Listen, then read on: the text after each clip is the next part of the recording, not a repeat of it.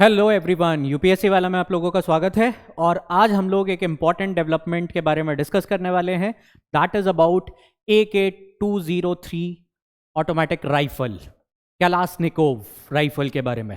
Actual में अभी अभी रिसेंट में एक न्यूज़ आई है, एक इम्पॉर्टेंट डेवलपमेंट देखने मिला है कि इंडिया में एक्चुअल में इसका मैन्युफैक्चरिंग स्टार्ट होने वाला है and India will be the first country जो कि एक्चुअल में इस फेमस ब्रांड, जिसको कई लोग एक्चुअल में सुना होगा कि AK-47 राइफल, AK जो ब्रांड है उसके अंतर्गत उसका जो 200 सीरीज यानी कि 203 सीरीज एक्चुअल में इंडिया में ही मैन्युफैक्चर होने वाली है। और ये जो डेवलपमेंट है ये इंडिया के एक रिमार्केबल, अगर देखा जाए डिफेंस के एरिया में एक रिमार्केबल फुटप्रिंट के तौर पे देखा जाएगा। कारण क्या है कि इंडिया एक्चुअल में धीरे धीरे एक्सपोर्ट ओरिएंटेड कंट्री बनना चाहता है फॉर डिफेंस मैन्युफैक्चरिंग। इंडिया के जो एम्बिशन है, जैसे हमारे प्रधानमंत्री जी ने कई बार ये डिस्कस किया है डिफरेंट प्लेटफॉर्म्स के ऊपर, कि एक्चुअल में हमारा जो फोकस है वो पहला है आत्मनिर्भर भारत बनना, साथ में इसके साथ एक्सपोर्ट ओरिएंटेशन करना। क्या एक्चुअल में डिफेंस का मार्केट वर्ल्ड में बहुत बड़ा है और इंडिया का जो कंट्रीब्यूशन था बहुत कम था। तो ऐसे में इंडिया और रशिया के बीच में 2021 के तहत 2021 में एक डील साइन हुई और AK-203 जो ऑटोमेटिक राइफल है एक्चुअल में इसको बनाने के लिए एक जॉइंट वेंचर का प्लान हुआ और उसके तहत अमेठी में, यूपी में अमेठी में कोरबा ऑर्डिनेंस फैक्ट्री में ये जो गन है ये मैन्युफैक्चर करी जाएगी। अब ये इतना एक्साइटेड टॉपिक क्यों है? एक्चुअल में AK-47 के बारे में आप लोगों ने कहानियां सुनी होंगी कि AK-47 जो गन है वो बहुत सक्सेसफुल, वर्ल्ड की best, one of the best successful gun में से मानी जाती है। इसकी शुरुआत होने की एक बड़ी इंटरेस्टिंग कहानी है। रशिया का अगर क्लाइमेट के बारे में बात करो, रशिया का जो क्लाइमेट है वो बड़ा डिफिकल्ट है, मतलब काफ़ी लंबे टाइम तक वहाँ पे कोल्ड जैसी सिचुएशंस रहती है।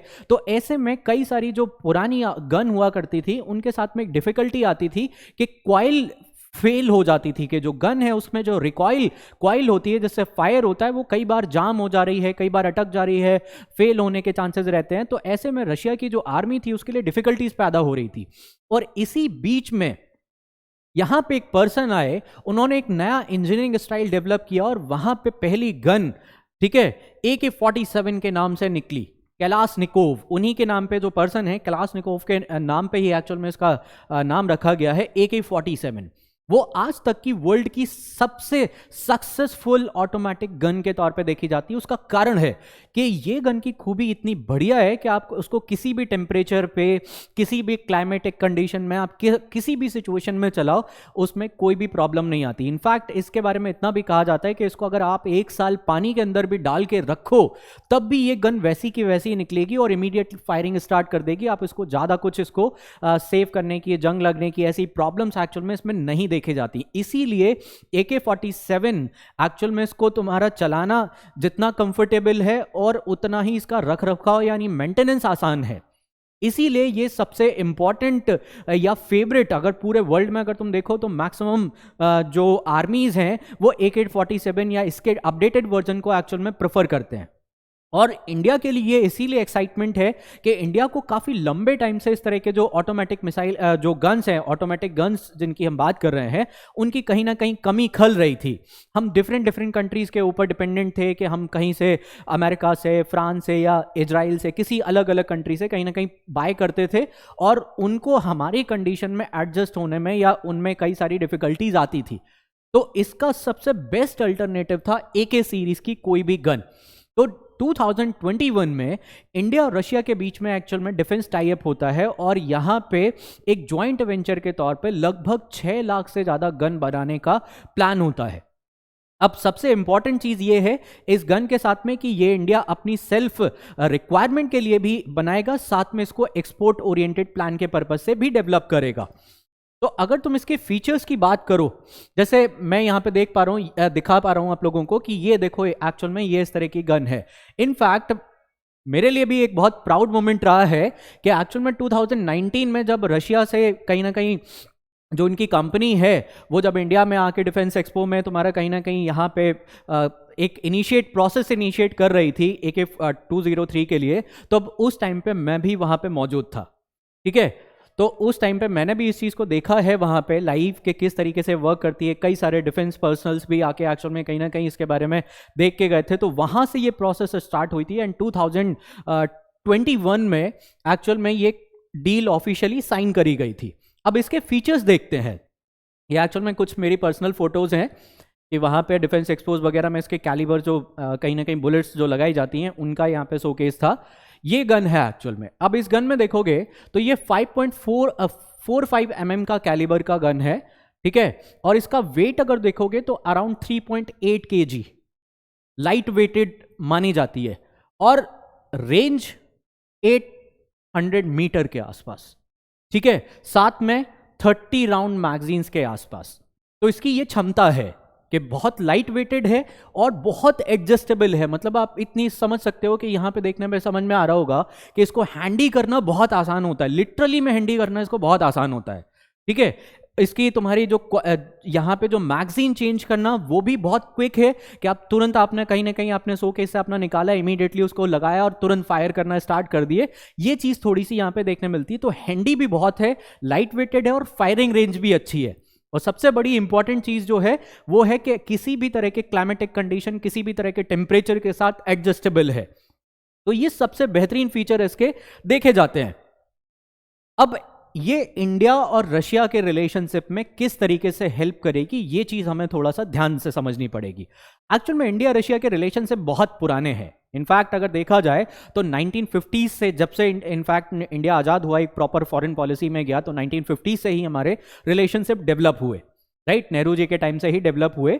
बट ग्रेजुअल जो डेवलपमेंट का जो दायरा है, अगर मैं उसको कंपेयर करूं इंडिया यूएस और इंडिया रशिया के रिलेशनशिप में, तो इंडिया यूएस रिलेशनशिप में एक्चुअल में जितनी डेप्थ है उतनी इंडिया रशिया रिलेशनशिप में एक्चुअल में, या डायमेंशन वाइज डेप्थ की मैं बात कर रहा हूं, डायमेंशन वाइज डेप्थ अगर इंडिया रशिया रिलेशनशिप में उतनी देखने नहीं मिलती है।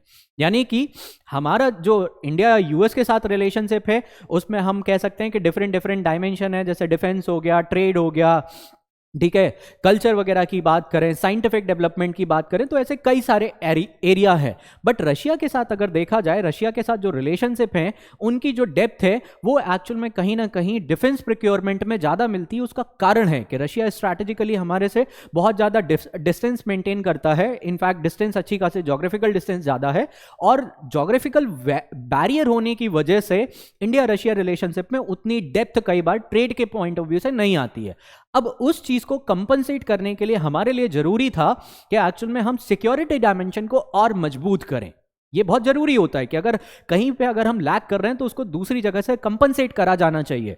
तो यहां पे एक बहुत अच्छी अपॉर्चुनिटीज थी कि हम एक्चुअल में डिफेंस डायमेंशन में कहीं ना कहीं और एक्सेल करें। अब यहां पे थोड़ी सी रुकावट आनी शुरू हुई कई बार। इनफैक्ट 2014 के बाद से थोड़ा सा गैप देखने मिला। उसका कारण था कि इंडिया का जो ऑब्जेक्टिव था वो इंडिपेंडेंस, एक तरीके से जो कहीं ना कहीं मैन्युफैक्चर रिलेटेड इंडिपेंडेंसी के लिए, कि हम डिपेंडेंसी नहीं क्रिएट करना चाह रहे थे रशिया के ऊपर। हम चाह रहे थे कि हमें कोई ऐसे हथियार मिले जो हम होम ग्राउंड मैन्युफैक्चर कर सकें। अदरवाइज परचेज करने के लिए तो हमारे पास मार्केट बहुत बड़ा है, हम कहीं से भी परचेज कर सकते। तो यानी कि हमारा जो फोकस था वो था टेक्नोलॉजी ट्रांसफर जैसी चीजों के ऊपर। ध्यान से समझने वाली चीज है कि इंडिया अगर अमेरिका की बात करें तो हमारे उनके पास डायमेंशन बहुत हैं।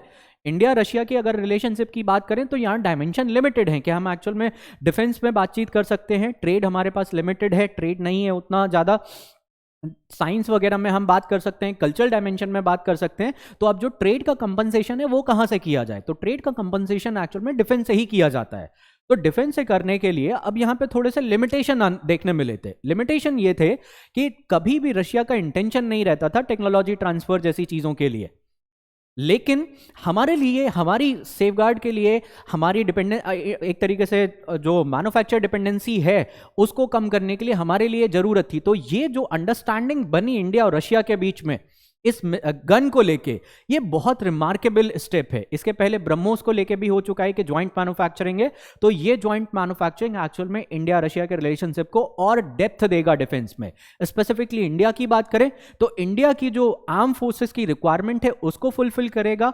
इंडिया को एक तरीके से export oriented, defence export orientation जो है वो प्रोवाइड करेगा। ये एक बहुत बड़ा डेवलपमेंट देखा जा सकता है। ये समझने वाली चीज है।